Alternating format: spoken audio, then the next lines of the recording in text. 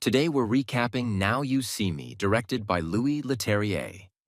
Four gifted but struggling magicians from different walks of life. J. Daniel Atlas, played by Jesse Eisenberg, a cocky and sharp-witted illusionist. Merritt McKinney, played by Woody Harrelson, a down-on-his-luck mentalist with a flair for sarcasm. Henley Reeves, Isla Fisher, a daring and ambitious escape artist. And Jack Wilder, played by Dave Franco, a streetwise sleight-of-hand artist and pickpocket. Each mysteriously receive a tarot card marked The Lovers, leading them to an abandoned New York apartment. There, a complex holographic blueprint is activated, hinting at a grand, long-con illusion. Though unsure who summoned them, the four recognize the brilliance of the plan and, intrigued by the challenge, agree to work together. 1 year later, they emerge as a sensational illusionist supergroup known as the Four Horsemen, performing on the Las Vegas Strip to a sold-out crowd. Sponsored by wealthy insurance magnate Arthur Tressler, played by Michael Caine, the Horsemen close their show with a jaw-dropping finale, teleporting a random French audience member into a Parisian bank vault and showering the Las Vegas crowd with millions of euros stolen from that very vault. The stunt shocks the world.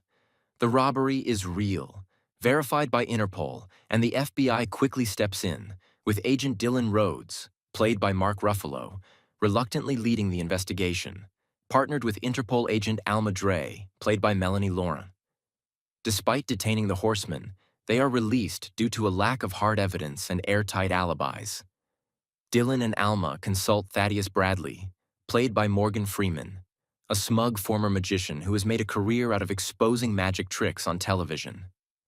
Bradley theorizes how the Vegas trick was done using a combination of hypnotism, a false vault, and flash papers simulating the stolen cash. Though skeptical, Dylan realizes the Horsemen are executing their acts as more than mere spectacle. They are real crimes, concealed by illusion. The next show takes place in New Orleans, targeting Tressler directly. In a dramatic act of magical justice, the Horsemen reroute his accounts to benefit people in the audience, survivors who were denied claims after Hurricane Katrina. Enraged and embarrassed, Tressler hires Bradley to publicly unmask the Horsemen and destroy them.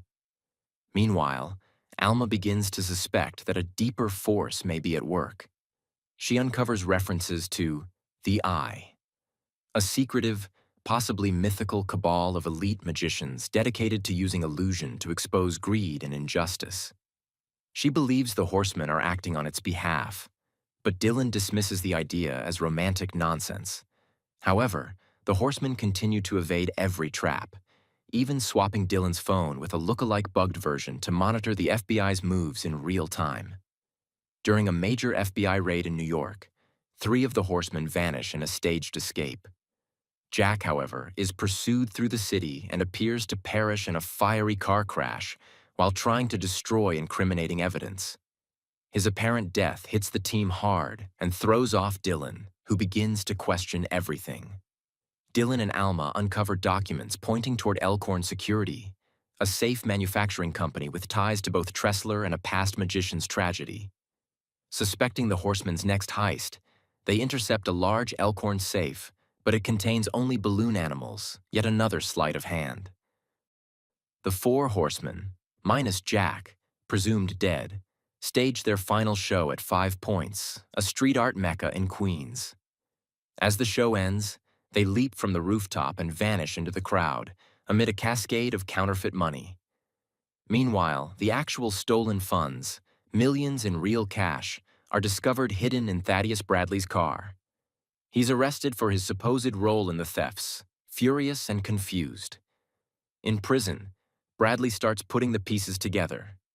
He realizes that Jack faked his death, and more importantly, that Dylan Rhodes, the straight-laced FBI agent who had been chasing the Horsemen, is actually the mysterious 5th member, the true mastermind behind the entire sequence of events. Dylan's vendetta is rooted in personal tragedy. His father, Lionel Shrike, was a magician who died during a failed escape stunt inside a safe built by Elkhorn. That failure was compounded by Bradley's public debunking, which ruined Shrike's reputation. when Shrike's body was never recovered and his life insurance claim was denied, by none other than Tressler's firm, Dylan began plotting revenge. By recruiting the Horsemen and orchestrating the entire campaign of heists, Dylan systematically exposed and punished each party responsible for his father's demise: Elkhorn, Tressler, and Bradley. In a quiet and symbolic scene in Central Park, Dylan greets the Horsemen, including Jack, who reveals he's been in hiding. He formally initiates them into the Eye, affirming their new purpose not just as illusionists, but as agents of justice using misdirection, symbolism, and spectacle. In the final moments, Dylan meets Alma in Paris. She has connected the dots and realizes he's behind it all.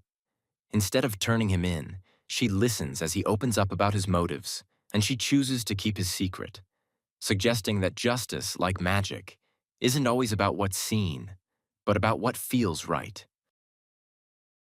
Thanks for watching. Like and subscribe below to watch more movie recaps with Brian. Comment below which movie you'd like to see recapped next.